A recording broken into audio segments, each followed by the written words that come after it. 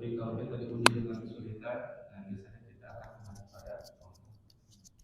Jadi sebelum kita diuji oleh Allah dengan sakit, ya, dengan kesempitan dan kesulitan, maka nikmat-nikmat Allah berikan kepada kita ini, marilah kita sama-sama maksimalkan sebagai sarana untuk beribadah kepada Allah Subhanahu wa taala. Salawat dan salam semoga selalu tercurah limpahkan kepada qudwah hasanah, manusia yang kita harapkan syafaatnya, yang kita idam-idamkan, yang kita harapkan bertetangga dengan beliau di surga Firdaus, yaitu Nabi Muhammad sallallahu alaihi wasallam.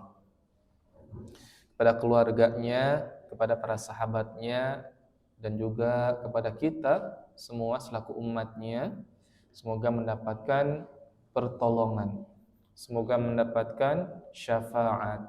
Kapan? Nanti di hari kiamat, di padang mahsyar. Semoga kita bisa masuk ke dalam surga bersama Rasulullah Shallallahu Alaihi Wasallam dan para sahabat tanpa hisab, ya, tanpa diperhitungkan amal-amal kita. Karena kalau amal kita dihitung, Pak, masya Allah, ya, rasa-rasanya tidak bisa membayar nikmatnya surga. Ya, jauh sekali ya amal kita dibandingkan dengan amal orang-orang yang soleh, ya, amal ulama. Orang-orang soleh, para ulama, para anbiya sudah jauh di depan kita dan kita masih di sini-sini saja. Ya. Ibadah kita masih segini-gini saja. Ya. Nah, mudah-mudahan sebentar lagi kita masuk ke dalam bulan Ramadan.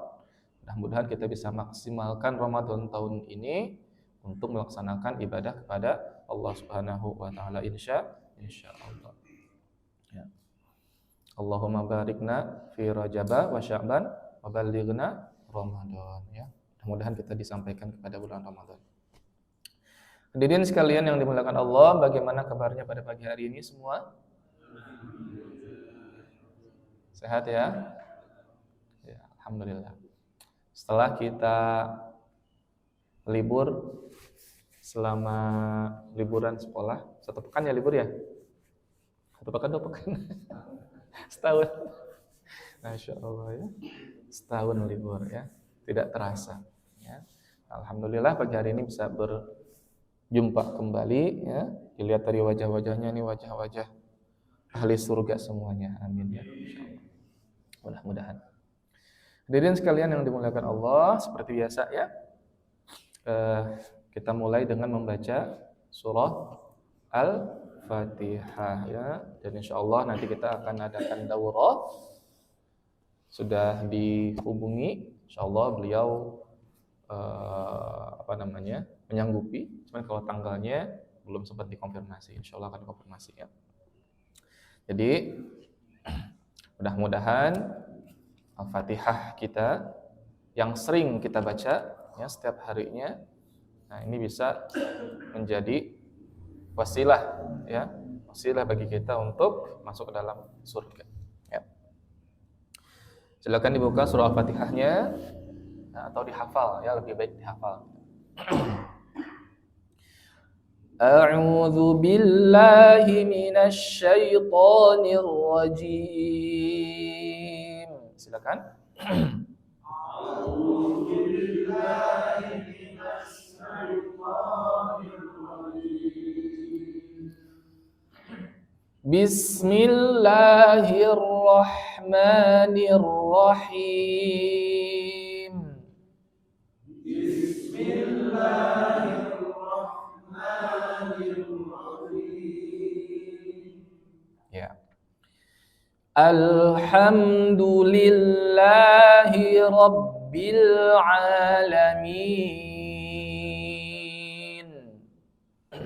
Alhamdulillahi rabbil alamin. Ya. Ar-Rahmanir Rahim. Ar-Rahmanir Rahim. Maliki Yaumiddin. Maliki Yaumiddin. Iyyaka na'budu wa iyyaka nasta'in. Iyyaka na'budu wa iyyaka nasta'in. Na'budu. Du ya. Monyong ya. Du. Iyyaka na'budu wa iyyaka nasta'in. Iyyaka na'budu wa iyyaka nasta'in. Ihdinas siratal mustaqim. Ihdinas siratal mustaqim. Coba ya. Sli.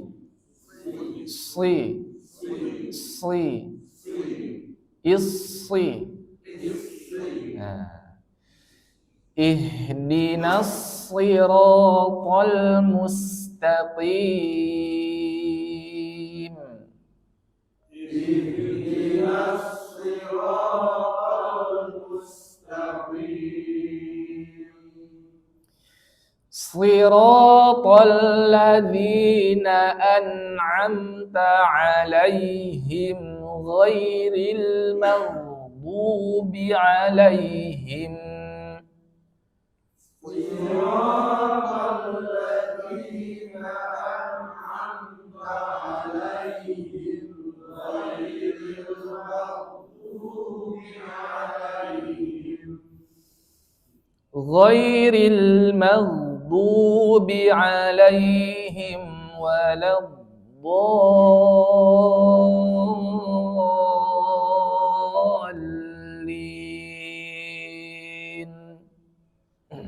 Ghairil maghdubi 'alaihim waladdallin.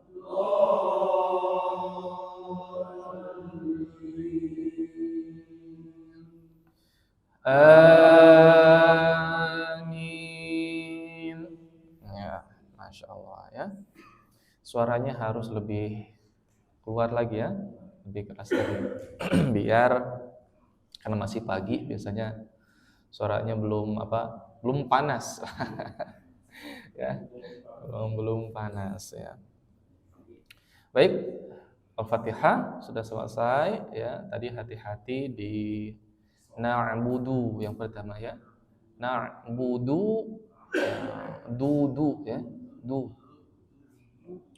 Bukan du ya, tapi du. Ujung lidahnya bertemu gusi. Du. Kalau du ujung lidahnya keluar. Nah, du bukan itu keliru. Tapi du. Huruf dal.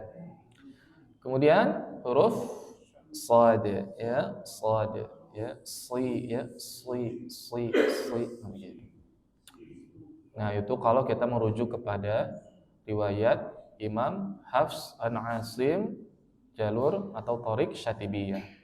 Nah, yang kita sama-sama baca. Ya. Al-Fatihah itu sendiri banyak apa? Banyak versi, banyak cara bacanya.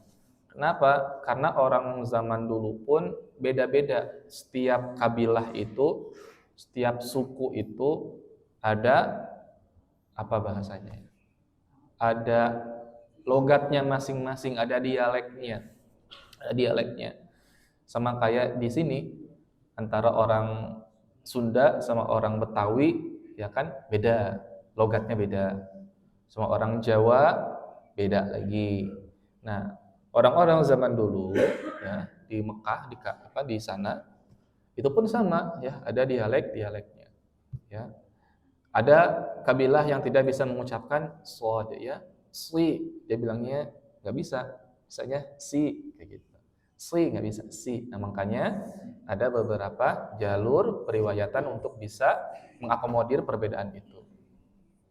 Nah, wallahu a'lam, kebetulan yang tersebar sampai ke seluruh dunia yang banyak tersebar itu satu riwayat, ya, satu riwayat.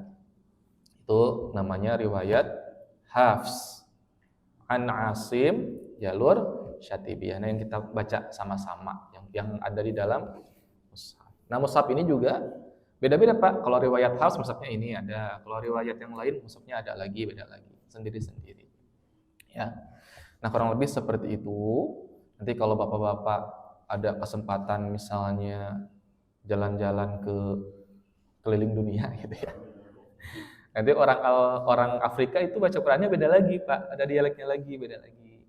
Nah, kayak gitu. Ya, tapi itu tidak menyalahi riwayat karena ada riwayatnya. Nah, kurang lebih seperti itu. Nah, tadi sudah cukup bagus ya. Di panjang pendeknya sudah bagus, harokatnya juga tidak ada yang keliru, paling tinggal dimaksimalkan di kesempurnaan dalam mengucapkan huruf. Nah, itu saja. Ya, kesempurnaan dalam mengucapkan hurufnya.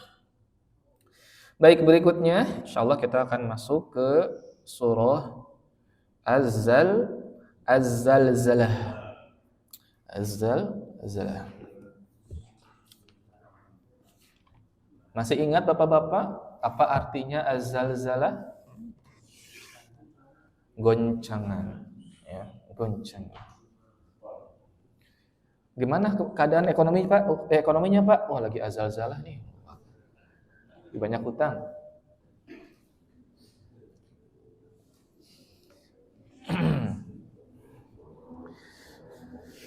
Pada pertemuan sebelumnya kita sudah sampai kepada ayat yang ke-6.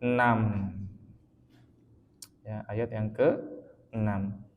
Yauma idzi yasdurun nasu ashtata liyuraw a'malahum.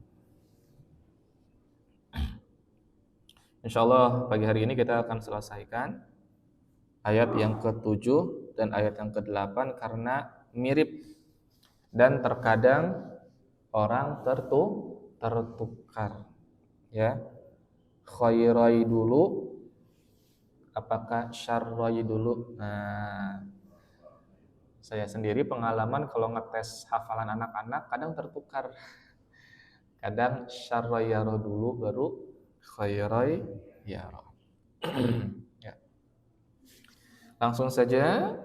Ya, saya contohkan ayat yang pertama sampai ayat yang ke-6 dulu. Nanti kita tambahkan ayat yang ke-7 dan ayat yang ke-8. Ya. Bismillahirrahmanirrahim.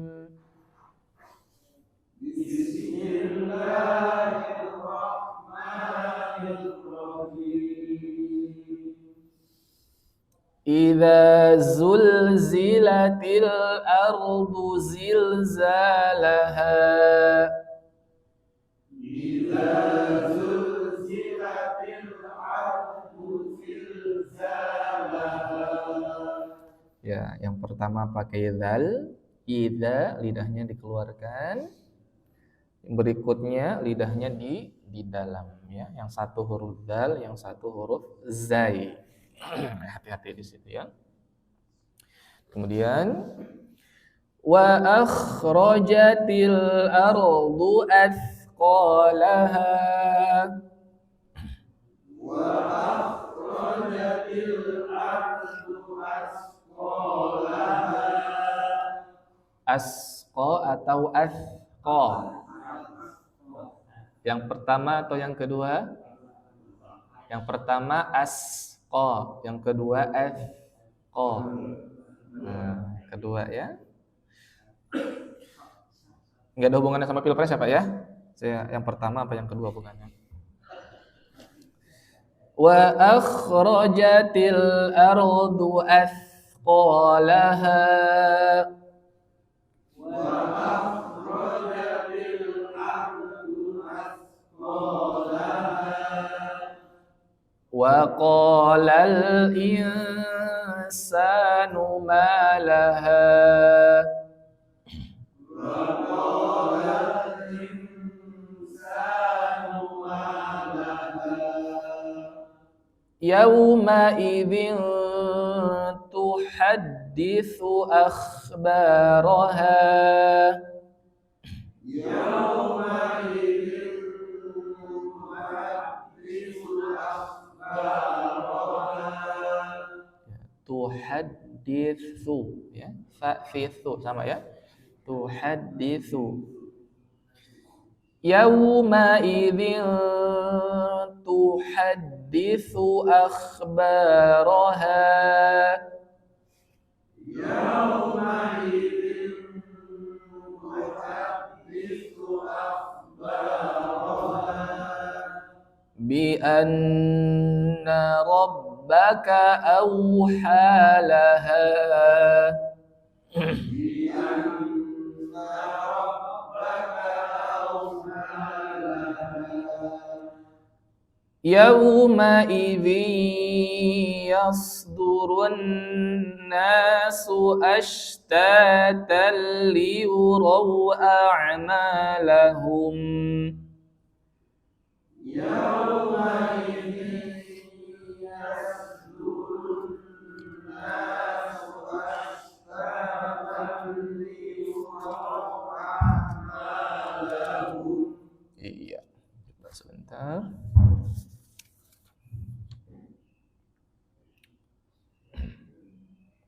Nah, di kata ashtata itu ada tanda apa tuh, Pak? Ada tanda lam alif ya. Tanda waqaf atau wasal? Hah? Lanjut. Tanda wasal. Tapi di bawah lam alifnya itu ada tanda apa ya namanya ya? Harus cepat. Nah, ini tanda waru namanya, kalau tidak salah. Tanda waru. Apa maksudnya tanda itu? Jadi tanda itu menunjukkan bahwa di riwayat bacaan yang lainnya itu ada yang menjadikan itu sebagai waqaf. Gitu. Di riwayat yang lain boleh berhenti di situ. Ya. Yauma idzi yasdurun nasu ashtata. Di riwayat yang lain, tapi saya tidak tahu, ya belum tahu di riwayat apa. Nah, di riwayat Hafs ini tidak berhenti tapi dilanjutkan sampai akhir ayat. Itu maksudnya ya, tanda itu. Kalau misalkan dari sisi makna itu boleh lanjut di liyurau a'malahum. Ya. Kalau dari segi makna tidak merusak. Yauma idzi yasdurun nasu ashtata. Pada hari itu manusia keluar ya secara berkelompok-kelompok. Nah, berhenti itu ashtata, berkelompok-berkelompok. Sudah bisa difahami enggak maknanya? Sudah kan, sudah sempurna.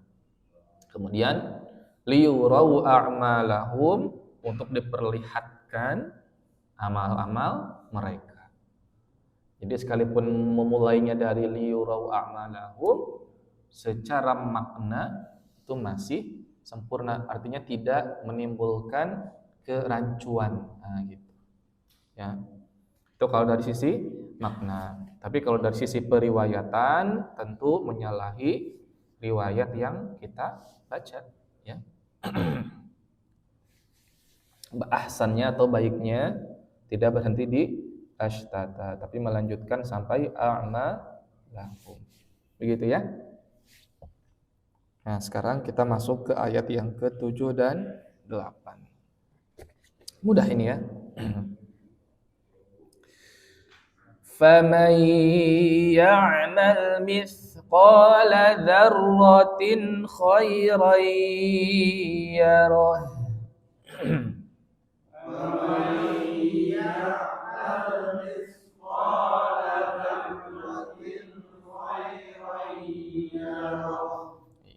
Di sini ada dengung pada kata faman ya'mal dan khairan yarah. Nah, itu ya, hati-hati di situ ya. فمن يعمل مثقال ذرة خيرا يره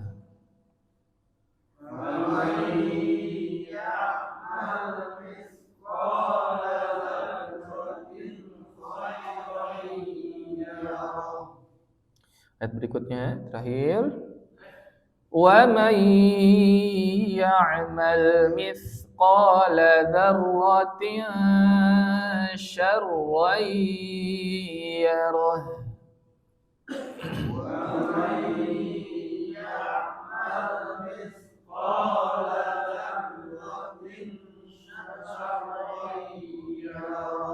Nah, kalau di ayat 8 ada 3 dengungnya.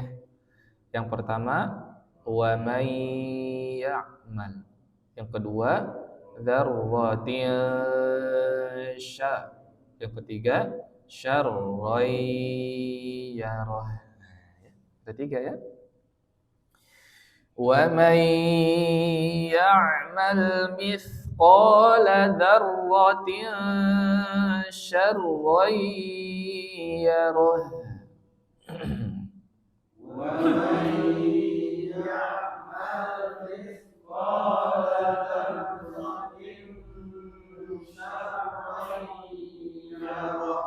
Iya.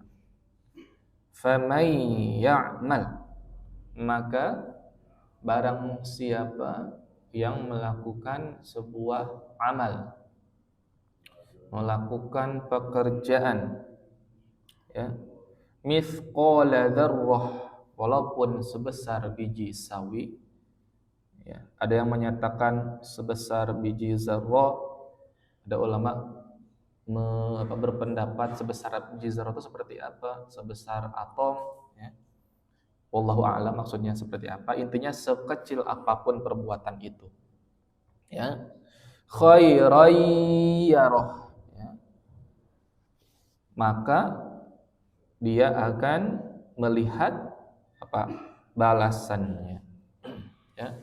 Faman ya'mal mithqala dzarratin khairan yarah. Maka barang siapa yang melakukan amal kebaikan khairan, ya. Amal kebaikan walaupun itu kecil, maka kelak di akhirat dia akan melihat balasannya.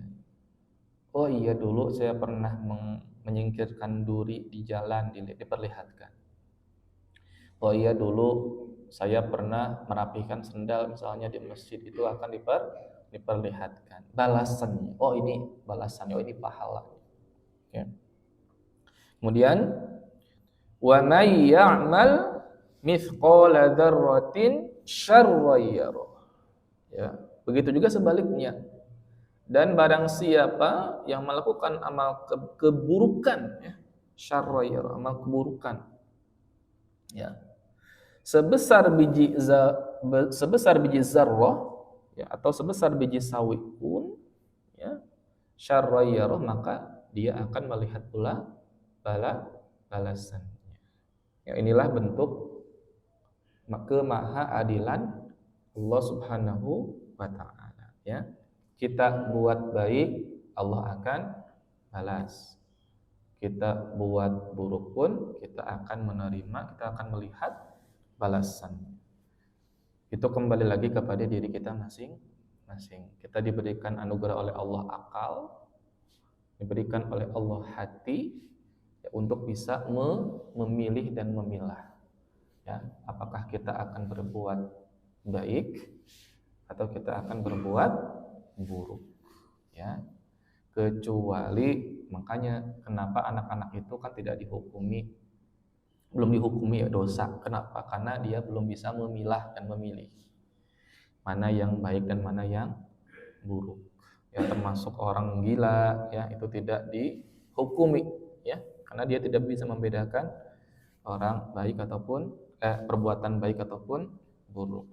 Maka kalau Bapak tidak mau dinilai baik atau buruk, pilih sendiri.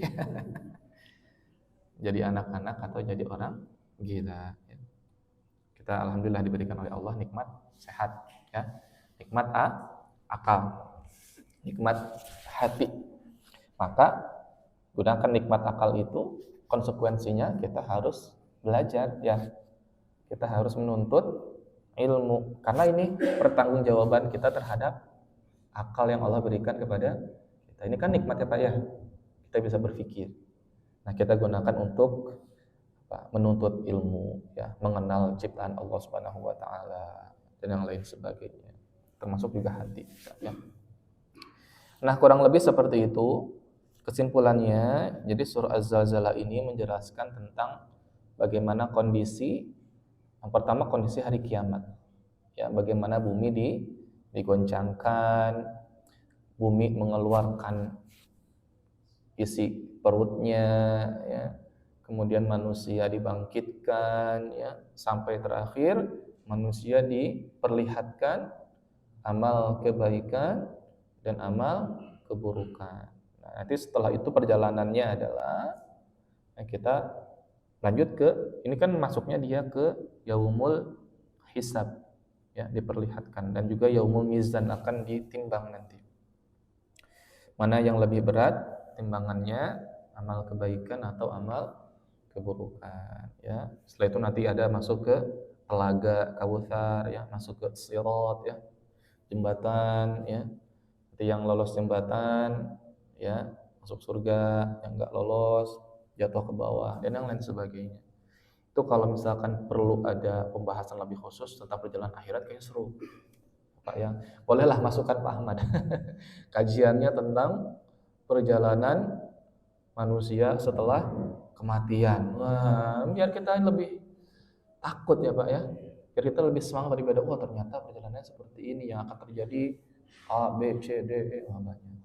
Nah, dengan mengingat akhirat, ya kita akan lebih semangat dalam beribadah. Hikmahnya itu, ya, semangat beribadah, dan juga kita akan takut untuk berbuat dosa, untuk berbuat maksiat.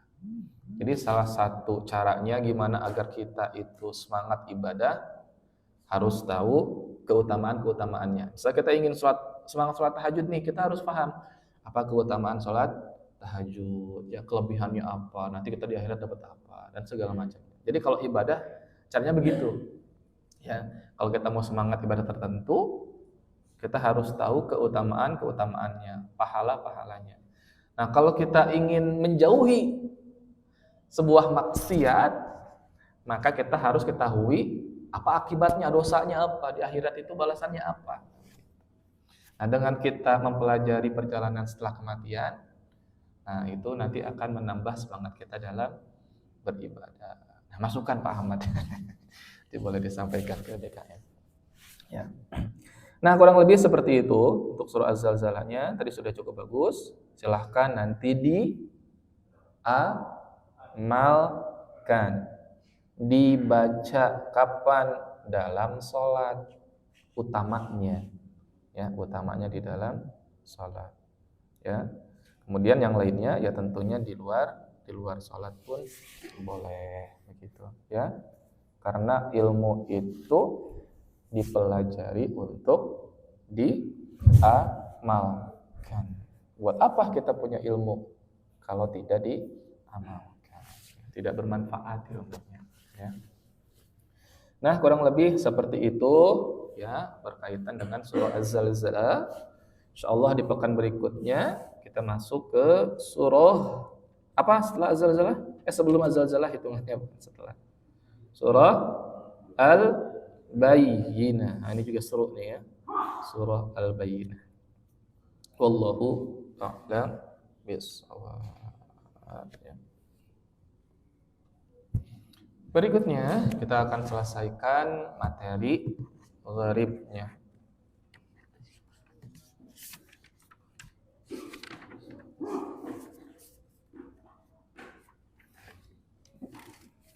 Baik, sekarang kita buka gharibnya ya. Ya, udah mau beres nih, alhamdulillah. Ya, tuntas. Gharibnya tuntas. Kemarin kita sudah sampai pembelajaran ituni ya. Sekarang kita mulai di halaman 23, Pak. Ya, di halaman 23. Bi sal ismu Bisal ismu. Dibacanya bisalismu. Bisal ismu dibaca bisalismu. Jadi harokat yang ada pada alif, ya, bisal i itu kan harokatnya kasrohnya di alif ya, dipindahkan ke huruf lam, gitu, ya. Bisal ismu dibaca bisalismu. Di mana letaknya itu dalam surah Al-Hujurat, surah ke-49 ayat 11 juz 26. Itu namanya naqal. Ya, apa Pak? Naqal. Di sini tidak disebutkan ya. Namanya naqal. Ini memindahkan harokat ke huruf sebelumnya. Kita contohkan ya. Bismillahirrahmanirrahim.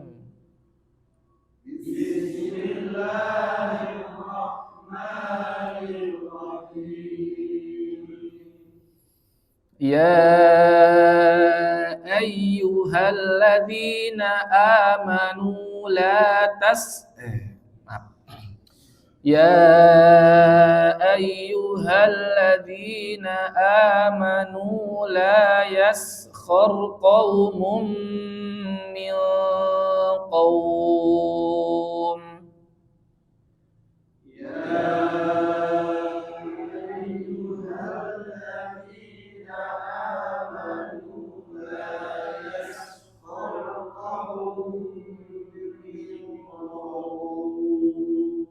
Kita mulai dari mana? Coba. Ya, dari qaumun atau dari min juga boleh, ya. Jangan dari qaumin, jangan dari kata yang berharokat kasrah, ya. Qaumum min qaumin asa an yakunu khairan minhum wala nisa'un min nisa'.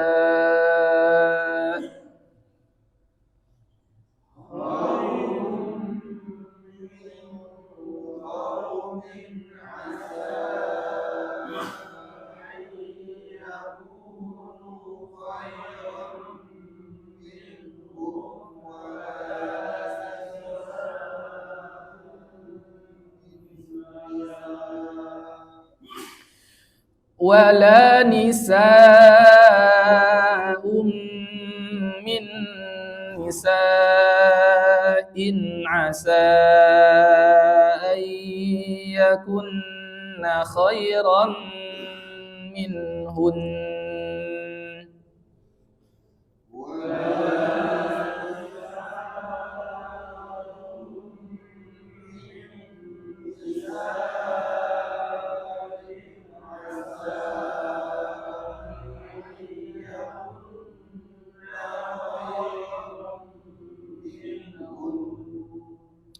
N-nya agak lama karena tasydid ya. Khairam minhun.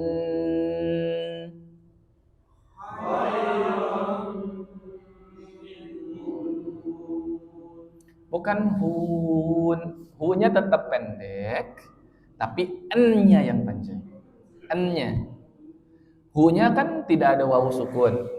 Jadi hu-nya tetap pendek, ya. Nun bertasydidnya, nunnya ada tasydidnya. Makanya nunnya jadi lebih lama. Khairan minhun.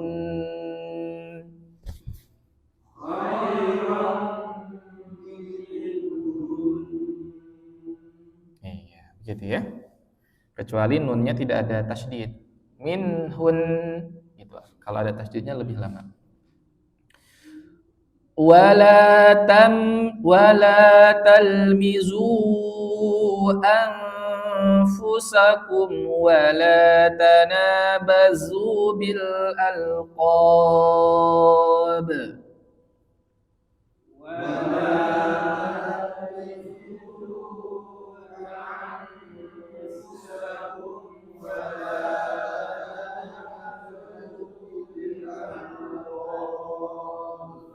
Nah, di sini ya Pak pelajarannya ya.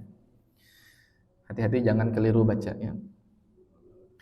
Bi'salismul fusuqu ba'dal iman.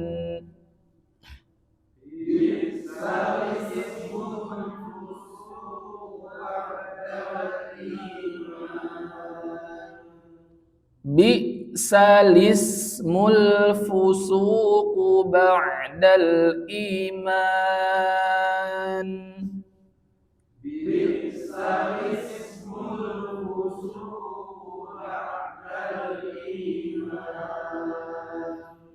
Wa man lam yatub fa ulaika humudz zalimun.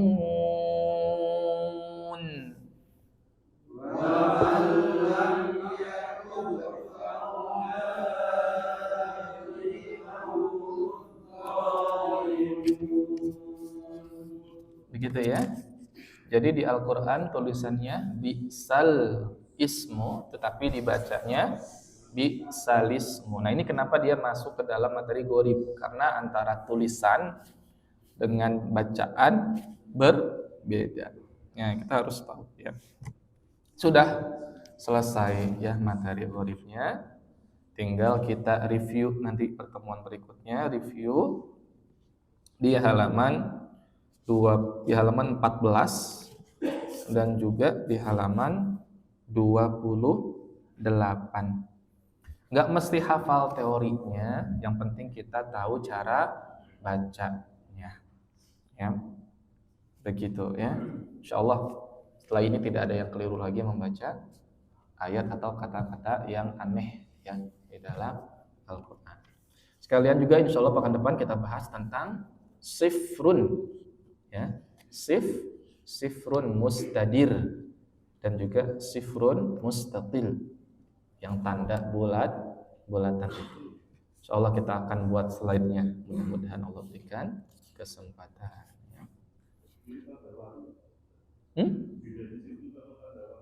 Kalau sifrun itu biasanya ada di huruf alif. Nah, biasanya ada di atas huruf alif. Dan bentuknya pun berbeda sebetulnya kalau dilihat. Kalau tanwaru itu kayak angka 5 Arab tapi dia kayak daun bentuknya kalau waru. Kayak daun gitu. Bukan bulat sebetulnya dia bentuknya. Ya. Gitu. Nah, kalau tanda sifrun itu bentuknya bulat dan biasanya ada di huruf mad, huruf alif, huruf wawu atau huruf ya. Biasanya begitu. Karena kaitannya dengan panjang pendek, dengan bacaan panjang atau pendek. Begitu ya. Ada pertanyaan? Silakan. Kalau ini bisa isu dan bisalisme itu artinya berbeda. Sama. Kalau misalnya kita salam bacanya, kalau bisalisme itu. Kalau cara arti sama saja Pak. Sama kayak baca salah sila itu cara arti sama. Cuman kan baca Quran tidak sekedar arti. Ya, kalau sekedar arti Bapak baca misalkan faman ya'mal mithqala dzarratin khairan yarah, sama saja artinya. Tidak merubah arti, ya. Atau waman ya'mal mithqala dzarratin syarran yarah, tidak merubah arti. Cuman baca Quran itu bukan sekedar tidak merubah arti tapi harus sesuai dengan riwayat. Ya, riwayat bacaan Al-Qur'an. Nah, begitu itulah istimewanya Al-Qur'an, ya, untuk menjaga keasliannya seperti itu. Jadi pertanyaannya, apakah merubah arti? Tidak. Kalau salah bagaimana? Kalau tidak tahu, tidak apa-apa. Kalau sudah tahu, jangan dong, kan udah tahu ya. Berarti belum diamalkan. Kalau masih salah. Kecuali lupa. Kalau lupa nggak apa-apa ya. Udah belajar tapi lupa, gitu ya, salah nggak apa-apa. Kalau disengaja udah tahu cara bacanya begitu, kita nggak amalkan, itu yang nggak boleh, dosa kita. Ya. Begitu. Kalau baca hadis boleh ya? Kalau kita baca hadis itu sebaiknya kaidah apa itu? Kaidah tajwid. Ya kalau baca hadis tidak perlu pakai kaidah tajwid. Bukan nggak boleh, nggak usah. Tidak ada kewajibannya. Misalnya, man kana yu'minu billahi wal yaumil akhir fal yukrim dhaifuhu. Nggak usah. Wa man kana yu'minu, biasa saja. Ya. Man kana. Seperti itu.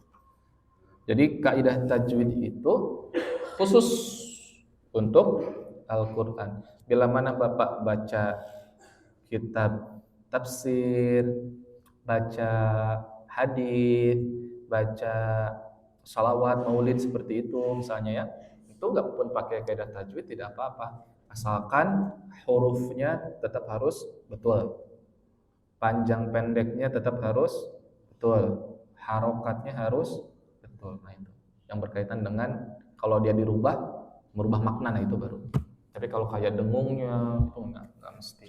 Apakah harus 6 harokat? Nggak mesti. Ya. Begitu. Allahu a'lam bishawab. Ya, cuman satu saja. Ya, cuman di surah Al-Hujurat aja ya, ayat 11. Cukup? Tuntas ya? Alhamdulillah. Terkadang kita belajar suka nggak tuntas, itu yang repot Pak. Ya. Kalau belajar itu harus tuntas, beres, gitu. Kan enak. Gitu ya. Ijazah. Kalau ijazah tuh izin artinya ya. Boleh. Nih saya ijazahkan kepada Pak Masyukuri. Surah ini saya ijazahkan. Boleh mengajarkan lagi ke orang lain, itu ijazah namanya. Kalau izin, artinya izin. Kalau sanad beda lagi. Kalau sanad itu bacaan Bapak tersambung sampai ke Rasul, dari Bapak ke saya ke guru saya ke guru saya, terus kayak silsilah keluarga aja sampai ke Nabi Muhammad. Apakah kalau orang punya sanad itu punya ijazah? Belum kan? Tentu. Gitu. Beda lagi. Biasanya ijazah itu lebih ketat. Kayak gini. Misalkan Bapak baca surat Al-Fatihah. Baca nih misalkan surat Al-Fatihah. Udah sesuai nih dengan bacaan gurunya. Nah, udah dapat sanad. Yes. Tapi apakah Bapak itu punya ijazah untuk mengajarkan lagi ke orang, itu memberikan sanad lagi ke orang? Belum tentu. Syaratnya lebih ketat, dia harus paham ilmu tajwidnya, harus paham ini, harus paham itu. Nah, makanya ijazah itu lebih sulit didapatkan daripada sanad ya.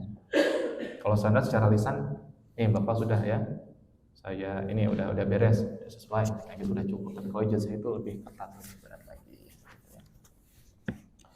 Gitu, baik, cukup ya. Sekarang kita evaluasi apakah ada perbaikan dari pekan yang lalu, walaupun saya nggak hadir pekan yang lalu. Karena hari ini harus lebih baik daripada hari